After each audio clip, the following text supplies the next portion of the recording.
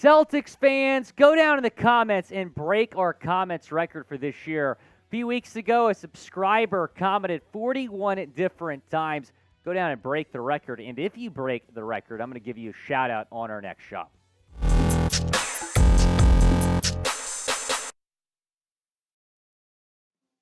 Welcome into Celtics Today. I am Will Scott, and yes, you guessed it, we got more trade rumors to discuss on today's show, and today's show has an interesting sequence at the end. We're going to be taking some questions from subscribers. Interesting segment we got planned for y'all. But first, let's begin with this report. Obviously, Jakob Poeltl has been a name that continues to be linked to the Boston Celtics. And there's a report from Spurs Talk that covers the Spurs, obviously, saying that the Celtics have reportedly offered a deal for Poeltl. Here is what Spurs Talk is reporting. The Boston Celtics are another team that multiple league sources say are very interested in trading for Poeltl. The Celtics reportedly see Poeltl as the perfect fit to fortify their front court as they gear up for a championship push. I've been told that Boston's latest offer for Poeltl includes a completely unprotected 2028 first-round pick. Currently, the Spurs have the option to swap first-round picks with the Celtics in 2028 as long as the pick isn't the first overall selection. That pick swap was acquired by San Antonio as part of the Derrick White deal.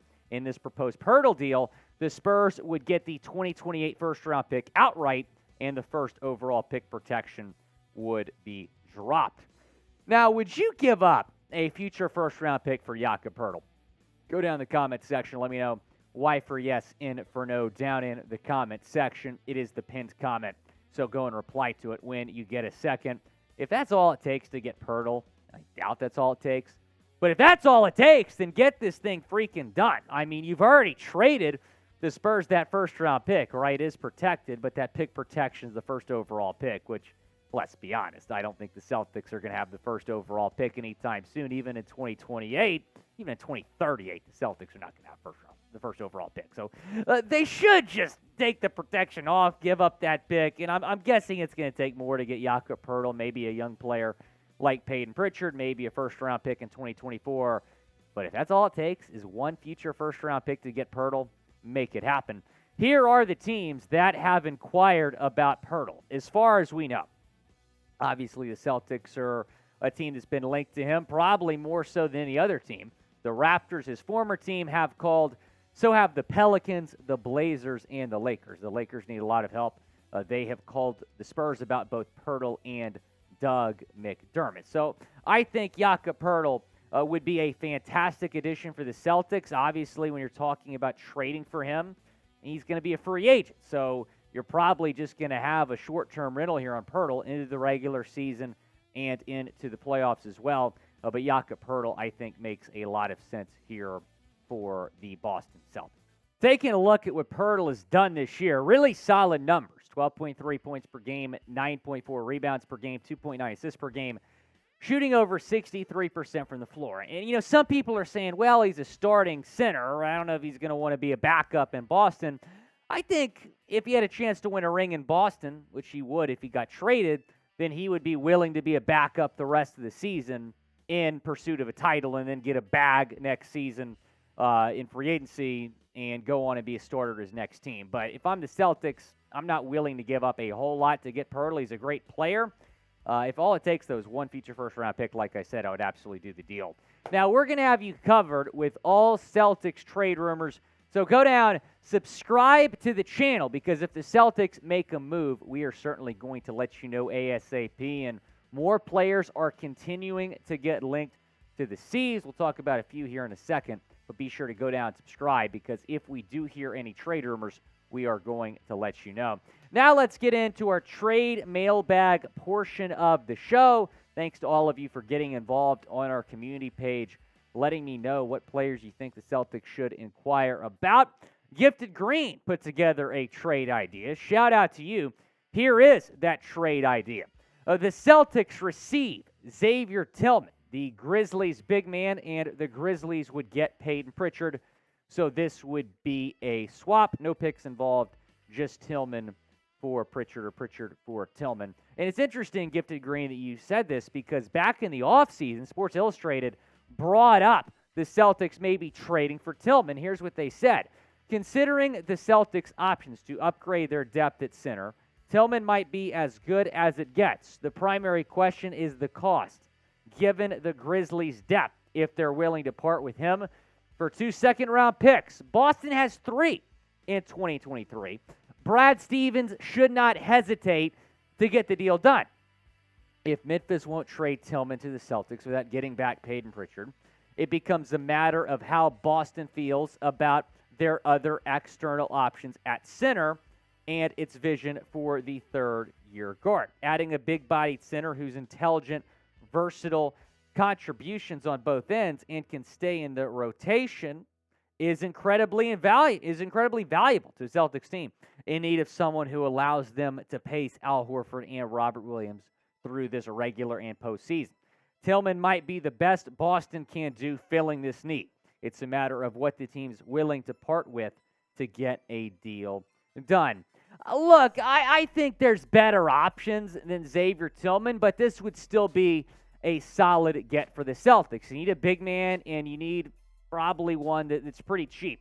Xavier Tillman probably fits both of those criteria. Now, I don't know if I'm willing to part with Payton Pritchard in a straight-up swap for Tillman. But would you be willing to trade Payton Pritchard for Xavier Tillman?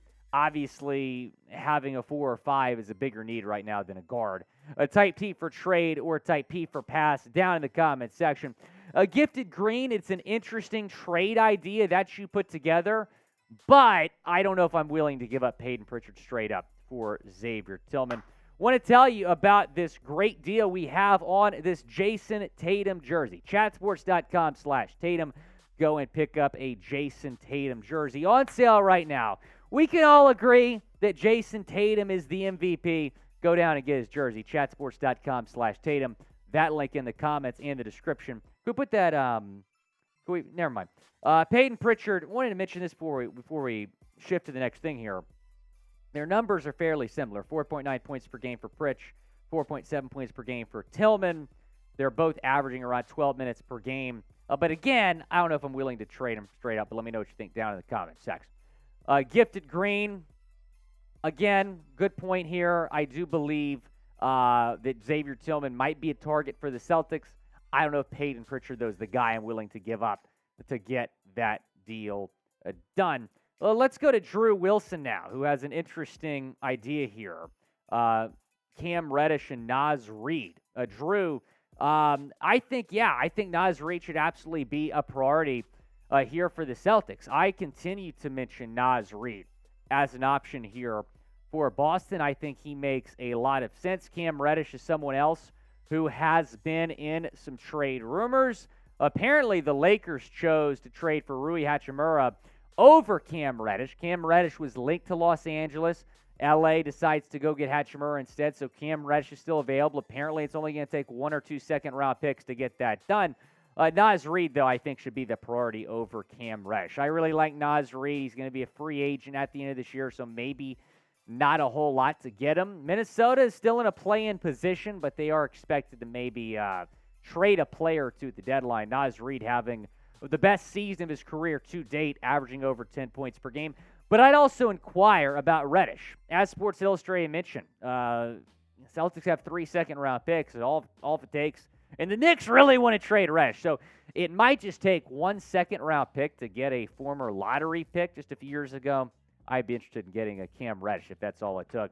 Aiden Stevens, what's up? And we need a forward and a center, and there's no way we can win the finals. Banner number 18. Banner number 18, I always smile when I see people say that because I do believe that the Celtics are taking home banner number 18. I agree, Aiden. We need a forward and we need a center. At least one of those. I think that when you're looking at some options, it makes some sense to trade for a guy that can play both the 4 and 5. Xavier Tillman could be that guy, and Gifted Green mentioned that earlier, maybe trading for Xavier Tillman. Maybe Serge Ibaka is a guy that you trade for. As we go to Drew Wilson. What's up, Drew? Thanks for the comment. Yeah, Serge is apparently going to get traded. Him and the Bucks, there was a report last week that they want to find a trade partner. Taking a look at what Ibaka has done this season, 4.1 points per game, 2.8 rebounds per game, shooting over 48% from the floor, averaging around 11 minutes per game. He hasn't played in a couple weeks. He hasn't played since the start of the new year because both sides, both Ibaka and the Bucks, working to find a trade partner. I haven't seen him linked as much to the C's as I have some other teams, but still a name to monitor here leading up to the deadline for the Celtics. Again, be sure to go down, subscribe the channel. We're going to have you covered on all Boston Celtics rumors leading up to the trade deadline. If the Celtics make a move, we'll get you guys a video. Go down, subscribe, and turn on your notifications. It's the best way to stay in the loop with our channel.